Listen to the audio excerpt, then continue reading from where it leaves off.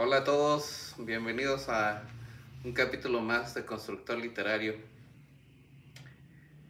Ya teníamos un buen rato sin grabar un nuevo video y es porque este año iniciamos con bastante trabajo, pero no por eso dejamos el gusto por la lectura. Entonces, aproximadamente 2 meses del último video y quisiera retomar también esta experiencia que tuve en la Navidad pasada para iniciar el relato de este video. Y es que en diciembre pasado a mi esposa le regalaron una tarjeta de librería en su trabajo y ella a su vez muy gentilmente me la obsequió. Me acompañó a la librería y me ayudó a buscar algún título que la verdad no tenía específicamente yo un título por buscar. Así es que le dimos unas 2 vueltas a los estantes, a la librería. Y pues después de esos 2 recorridos no tenía yo un título que yo dijera, tengo bastante curiosidad por quisiera leerlo. Y eso pasa porque a medida que vas comprando los libros, vas armando una biblioteca y llega un momento en que es cada vez más difícil encontrar nuevos títulos para tu biblioteca.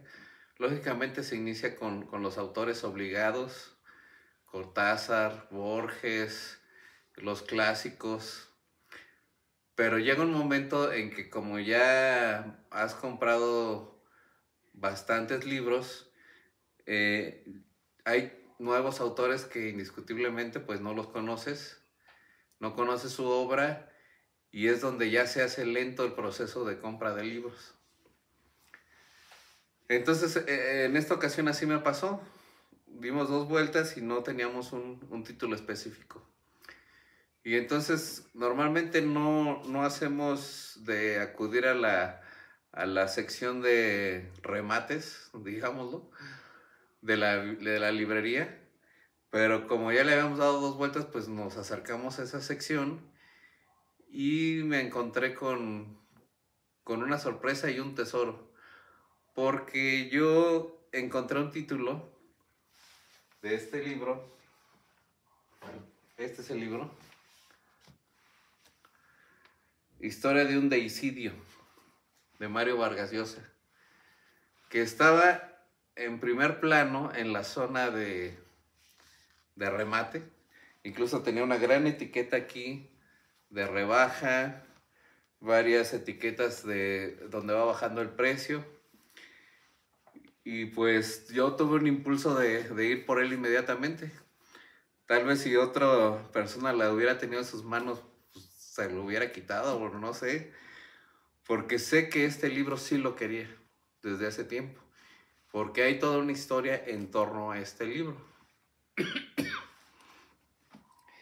Bien, una vez que lo tuve y lo pagué, pues le quité la etiqueta de rebaja, le quité las etiquetas de precios y lo dejé en óptimas condiciones para que esté en mi librería. Y es un verdadero tesoro porque aquí Mario Vargas Llosa hace un estudio sobre la obra de García Márquez. De hecho, este libro es un ensayo que elaboró, es un trabajo que elaboró para obtener el grado de doctorado, Vargas Llosa. Y nos narra en una forma bastante agradable, incluso con tintes de poesía, cómo las vivencias de García Márquez fueron tan importantes para reflejarlas en su obra literaria, específicamente Cien años de soledad, pero habla también de sus otras obras. Entonces nos narra su niñez de García Márquez, su entorno, cómo era la sociedad en donde vivía, sus abuelos, qué eventos históricos sucedieron eh, en los años en que él estuvo en Colombia, y cómo todos estos eventos se fueron concatenando para que en su obra maestra García Márquez, en Cien años de soledad, que la tenemos por aquí, se vieran reflejados todos estos pequeños detalles, anécdotas, vivencias, para plasmarlos en los personajes, en los acontecimientos de Cien años de soledad. Si se han fijado o han escuchado, García Márquez iba en un viaje hacia Acapulco. Él ya tenía muy avanzado en su cabeza la idea de lo que quería escribir, y le llegó ese flashazo y retornó del viaje y se puso a escribir durante largo tiempo hasta terminar la obra. Eran tiempos en que ellos estaban económicamente muy apretados, pero él sabía bastante bien cómo aterrizar sus ideas de Cien años de soledad. Entonces, todas esas vivencias se fueron acumulando en su cabeza hasta en ese momento tener el destello y a tal grado de regresarse del viaje y empezar a escribir la novela. Y ahí sí, hasta terminarla. Entonces, todos los acontecimientos, o no todos, pero bastantes acontecimientos de los que narra García Márquez en Cien años de soledad, nos da el trasfondo Vargas Llosa, de dónde salen esos nombres, de dónde salen esos lugares, esos acontecimientos. Y entonces se enriquecen todavía más este libro, que ya es bastante famoso, es obligado, y que nos da una combinación de conocimiento literario bastante grande. Entonces, por esa razón, yo ya deseaba tener este libro, que son más de 600 páginas, en donde se van bastante, la lectura muy ligera, por lo mismo de todo lo que narra Vargas Llosa, de su amigo García Márquez, esa forma de exaltar su obra, de enaltecer su obra, de como colega subrayar la importancia que tiene el desarrollo de los libros de García Márquez. Como un amigo, yo creo que no hay un elogio más grande o parecido al que le hace Vargas Llosa a García Márquez. Y bueno, entonces, desgraciadamente en esta relación de García Márquez con Vargas Llosa, llegó un momento en que hubo una ruptura.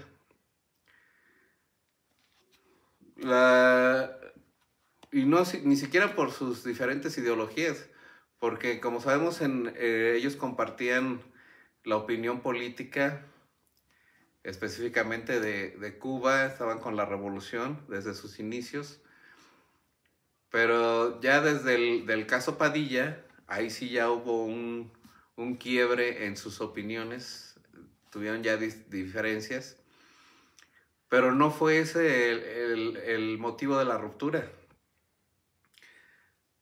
Sí, no fue tampoco la forma en que retoman sus obras, su forma de escribir. No fue ni político ni literario. El caso, la diferencia de que hayan separado su amistad, hayan dejado su amistad, sino que fue ya cuestión personal. Entonces, desde ese momento este libro se dejó de editar y nada más sabíamos de la existencia del libro por información que se encuentra sobre la obra de Vargas Llosa, pero no era fácil tener acceso a estos libros. Era como encontrar un tesoro, ¿no? Como les repito. Entonces yo cuando lo vi, pues inmediatamente me abalancé sobre él. Pero Después de muchos años se volvió a editar nuevamente. Seguramente esta edición es de la que ya se retomó en estos últimos años. Incluso la separación también trae toda una historia. Hay una fotografía de García Márquez con un golpe en el ojo dado por Vargas Llosa, que se hizo muy famosa también. Pero todo lo que podemos hablar sobre ese acontecimiento, esa separación de los amigos, pues es nada más simplemente especulación, porque los dos, García Márquez y Vargas Llosa, nunca dijeron, este fue el motivo específico por el que dejamos de ser amigos. Incluso hace poco escuché de un libro que acaban de sacar sobre por qué se dio ese rompimiento en la amistad de un conductor o periodista, no estoy seguro si es periodista, pero conductor sí es, tiene un programa de televisión. Y la verdad me pareció muy fuera de lugar haber tomado ese hecho personal o esa ruptura para él explicar por qué fue de que se separaron, conociendo, según él, a las dos familias y conociendo a los dos autores. Él dice que conoció a García Márquez y a Vargas Llosa. Pero sinceramente me parece que esa publicación no enriquece en nada la literatura. O sea, está basada sobre chismes, ¿no? Suposiciones. Y creo que no va por ahí. Se me hace que ese libro que sacaron sobre este hecho, pues únicamente lo hacen con fines económicos, lo cual es una mancha en lo que puede ser rico como lo que estoy narrando. Entonces, dejando de lado esos años interrumpidos de esta publicación, pues ya está a nuestro alcance nuevamente este título. Y quisiera explicar un poco el título del libro, que dice García Márquez, historia de un deicidio. Y es que Vargas Llosa también se destaca porque sus títulos en un primer momento tal vez te dan una idea errónea del contenido. Aquí tiene una explicación muy sencilla. Deicidio sí significa lo que están pensando. La muerte de Dios, el matar a Dios, deicidio, un deicidio. Lo cual puede para algunas personas significar o provocar un rechazo de entrada desde ese título, que no nomás sucede en este ensayo. Pero la explicación es la siguiente. Vargas Llosa nos comenta que la realidad, el mundo en el que vivimos, el mundo real, es la creación de Dios. Y en los mundos ficticios de los escritores, en las novelas, en los cuentos, en las narraciones cortas, en esas creaciones literarias, no son la realidad, son una ficción, como sabemos. Entonces ya no es el mundo real, es el mundo ficticio. Por eso ya no es el mundo de Dios, ya se suplantó o se sustituyó la realidad por una ficción. De ahí viene la idea del deicidio. Y esa palabra la utiliza muchísimo en esta obra, pero con ese contexto. Entonces, un excelente ensayo para enriquecer el conocimiento de los dos autores, Vargas Llosa del Perú, García Márquez de Colombia. Y ya que estamos en los ensayos de Vargas Llosa, vamos ahora con este ensayo sobre un autor francés, y nuevamente un título que trae su palabra estridente, La orgía perpetua. Este ensayo es sobre Flaubert y su obra Madame Bovary.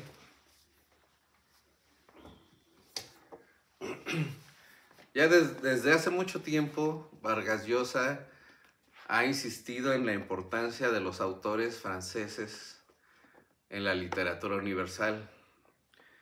Específicamente a Vargas Llosa le encantaba hablar de Madame Bovary. Yo creo que él fue una persona que extendió el conocimiento de la obra de Flaubert, lo trajo a nuestro tiempo, lo ensalzó y les dio la curiosidad a todo mundo para adentrarse nuevamente en este título, que viene clasificado dentro del realismo. Los comentarios de Vargas Llosa sobre Flaubert pues son de que Flaubert tenía el método de encontrar la palabra correcta. Gastaba mucho tiempo pensando cuáles eran las palabras correctas en cada frase para que quedara óptimo el texto. Tardó 5 años en terminarlo. Incluso, bueno, hay algo aquí que sí lamenté porque habla sobre la correspondencia de Flaubert en este ensayo con sus amigos, con personas que le importaba su opinión sobre la obra o su texto que estaba trabajando. Y cuando Vargas Llosa encontraba algo sobresaliente, una opinión muy importante, la pone en este ensayo, pero la pone en francés. En mi caso, pues yo no sé francés, entonces, pues es una lástima porque ese comentario importantísimo que menciona el ensayo, pues no lo entiendo del todo, ¿no? Porque pues tengo que estar adivinando algunas palabras, hacer la conexión, porque no sé el francés. Incluso estuve buscando al final si venía algún apéndice con las traducciones de estos párrafos, pero desgraciadamente no viene. Si ustedes que están viendo el video conocen de algún lugar donde podamos acceder a esa traducción de estos párrafos, pues por favor pónganlo en los comentarios. Sería de bastante utilidad saber exactamente las palabras expresadas por Flaubert sobre Madame Bovary, porque les digo, la narración se entiende perfectamente, pero el trasfondo, el texto específico, pues está en francés. Entonces, pues para Vargas Llosa, pues él habla el inglés, el francés, el español, es políglota, pero pues no todos tenemos esas capacidades, ¿verdad? Entonces, para los que nos quedamos cortos en el idioma francés, pues no tenemos ese gozo al 100% de esta obra. Y bueno, les comentaba de los títulos, en este caso la orgía perpetua. Entonces, esa palabra de la orgía también puede causar un rechazo de la gente. No sé si estos títulos les convenga a Vargas Llosa usarlos o sea algo que le afecte. Por su nivel de literario o su nivel de premios que ha tenido, pues creo que ya no le afecta, ¿verdad? Porque ya todo el mundo sabe quién es Vargas Llosa. Pero, por ejemplo, si buscamos en el diccionario orgía, aparte de la acepción sexual, pues es algo que hay en abundancia. Y aquí lo que trata de decir Vargas Llosa es que lo que hay en abundancia es ese trabajo de Flaubert tan meticuloso para encontrar la palabra correcta, las palabras correctas para transmitir el entorno, los personajes, los diálogos. Entonces, perpetua porque no es algo que se hizo rápido, es algo que causaba bastante placer el estar trabajando en esa obra, pero no lo hizo con rapidez, o sea, lo hizo con el debido cuidado y por eso tiene varias cosas sobresalientes. En primer lugar, el método que es buscar las palabras correctas y no poner texto de más, sino lo suficiente. Está clasificada Madame Bovary en el realismo. Aquí hay algo curioso. Madame Bovary está clasificada en el realismo Y como sabemos, Cien años de soledad es el realismo mágico, ¿no? Otra vez el realismo.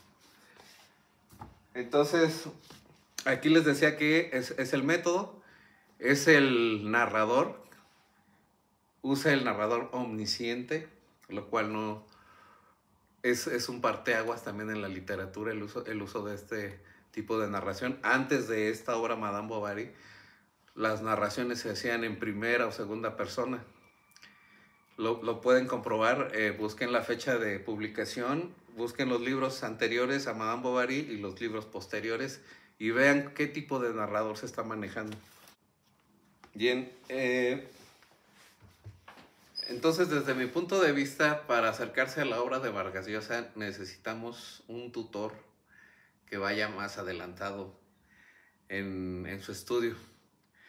Y les comento esto porque cuando estuve en un círculo de lectura con algunas amigas y amigos, leímos La ciudad y los perros, que es en donde hizo su explosión Vargas Llosa, ¿no?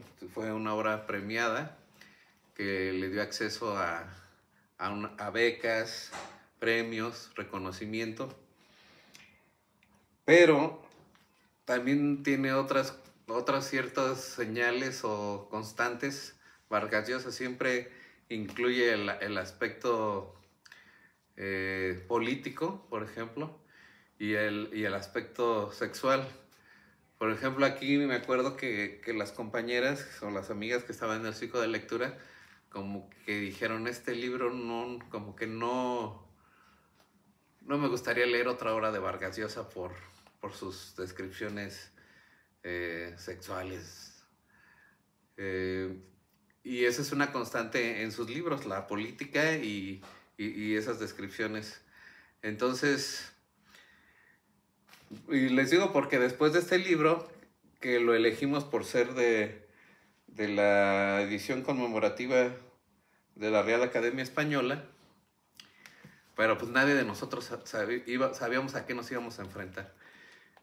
Después de esta, yo me fui por el último libro que estaba en ese momento, que era Cinco Esquinas, y nuevamente regresamos a la política y esas narraciones sexuales. Entonces, como novela, sé qué esperar en la narración de la historia. Por eso yo recomendaría que se acerquen a Vargas Llosa, primero en los ensayos. Los ensayos les va a dar un conocimiento literario muy grande, relacionándolo con las obras de las que está exponiendo Vargas Llosa. Y las novelas tal vez no para todos sea una experiencia agradable, por lo que ya les comenté. Entonces, creo que el método que debemos recomendar para no verlo como un autor que se pueda censurar o un autor censurado. Porque, por ejemplo, mis amigas pues ya lo tienen censurado, ¿no? Les dices Vargas Llosa y no, a mí no me traigas nada de él, de ese círculo de lectura. Y yo como la verdad a mí sí hubo atracción en sus conferencias, sobre todo en las conferencias, porque se ve el entusiasmo con el que narra la creación de cada autor. Escuché una conferencia sobre Victor Hugo, otro autor francés, que enaltece la técnica y cuenta sus características, toda la riqueza que podemos encontrar en él. Y para mí pues ha sido como un maestro. He aprendido bastante de sus conferencias. Por lo que, si observamos aquí, pues ya hablamos de Victor Hugo, de Flaubert, también insiste mucho él en Balzac, que son franceses. Hasta tal punto dio conocimiento de la literatura francesa a Vargas Llosa, que ahora es aceptado como miembro de la Academia Francesa, lo cual pues es algo importantísimo porque no se había dado que alguien extranjero fuera parte de esa academia. Y yo pienso que se lo ganó muy, muy a pulso, que tiene todo el derecho de estar en esa academia. Me da gusto. Y bueno, entonces pues nuevamente como asesoría o como opinión personal, yo diría que si nuestros hijos o adolescentes están interesados en entrar en el mundo censurado de Vargas Llosa, entren. Si ya leyeron Cien años de soledad, que muchas veces se les pide en la escuela, en el colegio, pues el complemento sería el libro de Historia de un deicidio. Ese sería un complemento magnífico. Ahora, si no quieren iniciar con los ensayos, pueden iniciar con las historias cortas, que sería, por ejemplo, Los cachorros. Este es un libro magnífico para jóvenes, adolescentes. Los jefes, que también está con los cachorros y otros cuentos. Y si están interesados en escribir, pues está Cartas a un joven novelista. Todos estos magníficos textos. Y dejar al final las novelas, porque sí tienen un cierto grado de complejidad. Por ejemplo, La Casa Verde, que es este libro, debo aceptar que en su primer lectura me derrotó, o sea, no la terminé. Llegué a la mitad y me perdí. Entonces, pero el hablar de las conferencias de Vargas Llosa, yo siempre que había alguna conversación de literatura, pues daba opiniones que aprendí de Vargas Llosa en sus conferencias, y la gente pensó que era mi autor favorito, o sea, mis amigos. Entonces, por ejemplo, aquí ahorita que hojeé este libro, pues viene la dedicatoria de la persona que me la regaló. Y no es el único. Tengo Historia de Maita, que también es un regalo. Pero de verdad, vean las conferencias de Vargas Llosa y les va a motivar muchísimo y les va a dar una ruta de iniciación en literatura o de seguimiento. Regalos, porque, bueno, ahorita tengo varios autores favoritos, pero digamos que Julio Cortázar era o es de mis favoritos. Y la gente me regalaba de Vargas Llosa por tanto que lo citaba yo. Entonces se suma a ese... Si tú empiezas a hablar de un autor, la gente se va a ir sumando a tu gusto y te va a estar regalando su obra. Y de esa forma pues ya llegué a 11 ejemplares. Ya Vargas Llosa es el autor que más obras tengo en mi librero. Y bueno, creo que con eso queda una exposición breve pero concisa de Vargas Llosa. Pónganme por favor sus comentarios de qué experiencia han tenido ustedes con este autor, que ya tiene una edad bastante avanzada. Incluso él dijo que ya otra novela ya no va a hacer, por el esfuerzo que implica la investigación, el trabajar diariamente bastantes horas en el proyecto. Pero bueno, todavía está con nosotros y nos puede sorprender. Entonces, por favor, dejen su like, no se les olvide. Dejen sus comentarios, cómo les ha ido con el autor. Y alguna otra cosa que enriquezca este video, que para eso se hacen, para todos aprender sobre literatura en esta línea que es llamada constructor literario. Muchas gracias.